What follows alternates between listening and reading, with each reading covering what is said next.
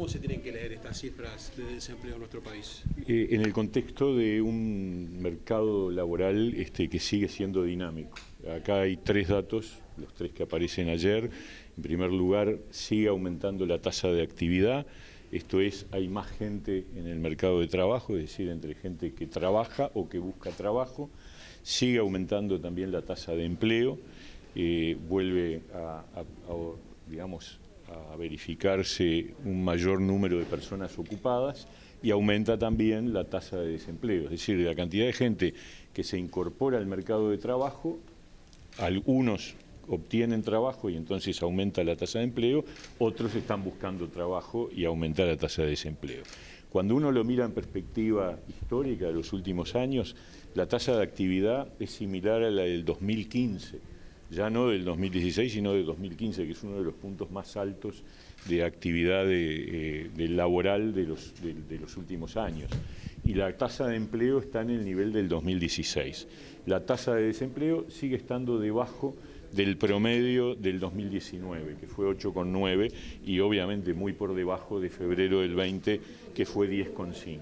En síntesis, lo que hay que analizar es que seguimos mejorando la situación general del mercado laboral, yo diría más lentamente que en el año anterior, pero sigue aumentando la cantidad de personas que trabajan y la cantidad de personas que están en el mercado de trabajo. Y en ese marco, ¿cuántas son estas personas que quedaron sin trabajo? ¿Estaban trabajando o quedaron sin trabajo? No, no es que quedaron sin trabajo, es que la tasa de desempleo se movió 3 décimas de un mes al otro. También esto hay que leerlo en una medición acumulada, porque en realidad hay oscilaciones y bueno, el promedio hoy del 2023 es del 8,2, 8,3, ese es el promedio. Esta es 8,6, la del mes pasado era 8,3, hace un par de meses era 8,1, bueno, está ahí. Y bueno, es un dato que obviamente no significa que uno diga está todo resuelto, ni mucho menos. Son alrededor de 160.000 personas que están buscando trabajo, pero tampoco es que haya un incremento del desempleo, sobre todo comparado con que hay un aumento del empleo. ¿Cuáles son los sectores que todavía no han podido repuntar en lo que tiene que ver al empleo? Bueno, eso es bastante variado. En realidad nosotros no encontramos diferencias significativas entre los distintos sectores de actividad. Es más, cuando uno compara también otro indicador de empleo que es los seguros de paro, es decir, la cantidad de personas que están en el seguro de paro, hace varios meses que los números oscilan entre 40.000 y 44.000 personas. De esos 40.000 o 44.000 personas, es un número inferior a los que teníamos antes de la pandemia, que andaban en el orden de 46, 47.000 promedio. Y allí, cuando uno mira quiénes están en el seguro de paro por sector de actividad, se encuentra con una realidad bastante diversa y donde no hay tendencias particulares. Es decir, que no hubo impacto de la pandemia, es decir, el impacto ya terminó. Sin duda, sí, hace mucho tiempo que terminó y ya les digo, hoy el mercado de trabajo se parece más al que teníamos en 2016 que al que teníamos en 2019, o sea, el año previo a la pandemia, es decir, el último año del gobierno anterior. Cuando nosotros recibimos el gobierno, el mercado de trabajo tenía una tasa de desempleo del año 2019 de 8,9 y teníamos una caída del empleo muy significativa, habíamos perdido 50.000 puestos de trabajo en los últimos 3 años previos a la pandemia. Hoy hemos recuperado esos 50.000 más otros 60.000 que se cayeron en 2020 y estamos por encima de esa cifra, es decir, la tasa de empleo está en niveles muy significativos. ¿La llegada del verano puede modificar, por lo menos parcialmente, esos índices? Bueno, el verano siempre es un momento de zafra en el empleo, particularmente para el sector turístico, para el sector servicios en general. Seguramente va a haber un empuje, pero eso es zafral y hay que medirlo, así como digo que algún pico para arriba hay que leerlo en clave de varios meses, también en la zafra tenemos que tener el cuidado de decir, bueno, acá hay un elemento excepcional. ¿Cómo es la situación en el litoral del país? En el litoral nosotros tenemos una tasa de desempleo más alta en general. No tengo del mes de octubre todavía no tenemos los datos porque lo que publicó el INE es global de todo el país. Todavía no tenemos por departamento, pero viene siendo, para que se hagan una idea, mientras la tasa de desempleo está en el torno del 8, 8,2, a nivel del litoral, si tomamos los departamentos, está arriba del 10. Ministro, y a este fin de año, ¿cómo se viene presentando la situación en cuanto a la informalidad? La informalidad sigue estando por debajo de los números que teníamos prepandemia. Está ahora en torno entre el 21 y el 22%, cuando antes de la pandemia estaba en 25%. O sea que sigue habiendo una mejora en materia de formalidad, como también en materia de subempleo. Está muy estable la cosa, en torno del 8 o 9%. ¿Nos sorprendieron los dichos de Vidalín? No, a ver, Vidalín plantea algo que obviamente hay que tomar en cuenta, que es que cuando se hacen los análisis a nivel de las unidades departamentales, para tener información que permita escapar de un margen de error mayor, hay que acumular varias mediciones. Eso es así, es decir, técnicamente es así. De todas maneras, el INE es una institución muy seria, que da información. Yo creo que es uno de los grandes patrimonios que tenemos en el Uruguay.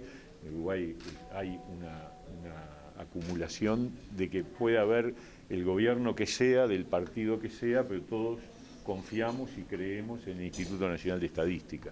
Y ese es un valor que hay que defender entre todos, porque es parte de tener un país creíble y un país confiable. ¿Usted no comparte los planteamientos que hizo el intendente Durazno? No, yo creo que él está en la cancha. Durazno es un departamento con una población pequeña y se puede de alguna manera tener una impresión de cómo están las cosas. También es cierto que cuando uno mira los números hay un salto muy grande de un año, de una tasa de 4% de desempleo en el 2022 promedio, pasa en el primer semestre del 23 al 10%. Bueno, es un poco abrupto. Entonces hay que leerlo en continuidad. Yo sé que desde el INE hay preocupación por esos comentarios. Seguramente va a haber un diálogo entre el INE y el intendente. ¿Desde el ministerio se puede hacer algo? No, nosotros simplemente lo que hacemos es analizar los datos y estudiarlos, y también ir al territorio para escuchar las opiniones. Esto se dio justamente en el marco de una visita que hicimos a Durazno la semana pasada, en donde presentamos los datos que teníamos del Instituto Nacional de Estadística a nivel nacional, y también algunos datos sobre el departamento de Durazno. Ministro, al día de la fecha, ¿qué análisis parcial se puede hacer en líneas generales de lo que viene siendo la ronda de consejos de salarios?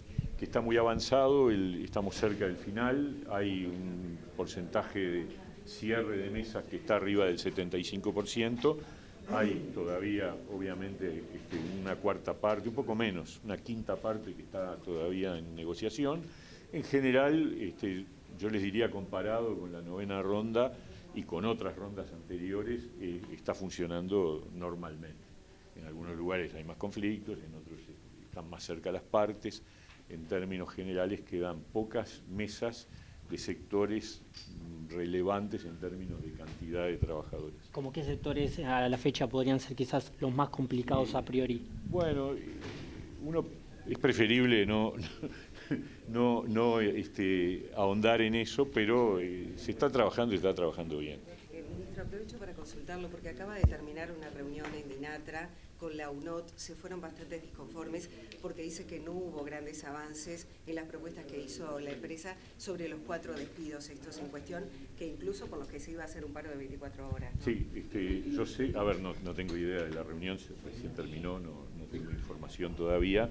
Sé que se venía avanzando, y bueno, si hubo retrocesos los tendremos que evaluar y seguir, como siempre, buscando soluciones y acuerdos entre las partes, ¿no? ¿Cuál ha sido la visión de la empresa justamente para intentar mantener esos despidos?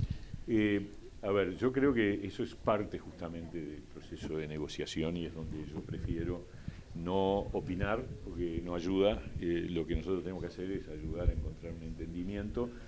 La información previa a esta reunión que yo tenía era que veníamos acercándose a una solución, pero si la UNOT se retiró, digamos, desconforme, es que evidentemente no hubo nuevos avances, y bueno, habrá que seguir trabajando, ¿no? Ministro, aprovecho para preguntarle por el veto del presidente de la ley por Casa de Galicia. ¿Qué valoración tiene usted de la situación? Nosotros firmamos el veto, firmamos el proyecto de ley que presentamos al Parlamento y que el Parlamento dejó de lado, y firmamos un veto que, como ustedes saben, es un veto que tiene dos partes. Una parte que, y primero es un veto parcial, tiene que ver estrictamente con los fondos, la forma en que se establece el pago de las indemnizaciones y los fondos que se afectan. Y tiene otra parte que es una reiteración de un monto que era el que el gobierno podía disponer para esos trabajadores. Entonces, obviamente estamos alineados. La parte de la distribución de los trabajadores no fue vetada, porque hubo allí una serie de correcciones que nos parece que fueron correctas, que fueron adecuadas, y que le dan a los trabajadores que todavía no han sido distribuidos una perspectiva de un proceso de distribución que va a continuar. ¿Y cómo ve que el Parlamento está considerando levantar el veto? Bueno, el Parlamento es el Parlamento, el Poder Ejecutivo es el Poder Ejecutivo. Yo tengo la convicción de que lo que ha hecho el Poder Ejecutivo desde el principio con respecto a Casa de Galicia es lo que podía hacer. Incluso el tratamiento que han tenido los trabajadores de Casa de Galicia fue muy por encima del que tiene cualquier trabajador de cualquier empresa que se cierra. La verdad, tuvieron un seguro de paro muy especial durante un año, a eso después se le agregaron 6 meses más de seguro por despido, se cobraron parte de las indemnizaciones y una buena parte de ellos obtuvieron otro trabajo nuevo. Eso no ocurre en general con los trabajadores que tienen la mala suerte de que la empresa se fume. Y bueno, los trabajadores señalan que no se comprende porque hay un ensañamiento con ellos por el tema del veto, y por otra parte el senador del Partido Nacional, por ejemplo, Sergio Botana, señala que el Estado se expone a juicios que le va a ser mucho más costoso que si pagara la totalidad de lo que se... Sobre las opiniones de Botana, es Botana el que las hace y tienen que preguntarle a él. ¿El Estado no se expone a juicios? Yo creo que no, pero en todo caso es una manifestación del senador. Y con respecto al veto en el Parlamento, hay que esperar a ver qué hace el Poder Legislativo, que tiene su soberanía, obviamente, y su independencia, y tendrá que analizarlo. Lo que yo digo sí es que el tratamiento que han tenido los trabajadores de Casa de Galicia es por lejos mucho mejor que el que tienen las reglas de juego generales que hay para cualquier trabajador que pierde el trabajo. Por lo tanto, hablar de ensañamiento, yo diría que está muy lejos de la realidad, ¿no? Es todo lo contrario, ha habido una particular preocupación y búsqueda de soluciones muy especiales.